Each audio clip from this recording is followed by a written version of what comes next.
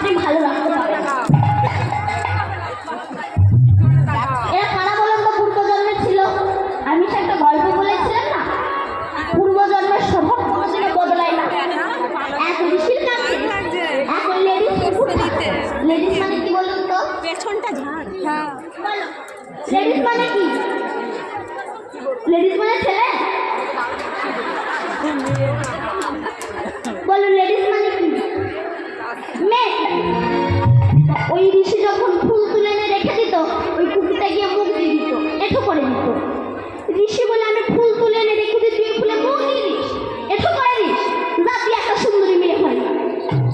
তখনকার দিনে ঋষিদের বাক্য শুদ্ধ ছিল, যা বলতো তাই হয়ে যেত। অনেকে বলে আগেকার দিনের মুনি ঋষিরা ষাঁড় বলি দিত। তাহলে হিন্দুদের গরু খেতে কি দোষ আছে? জানেন কেন ষাঁড় বলি দিত? ওই ষাঁড়কে বলে দিয়ে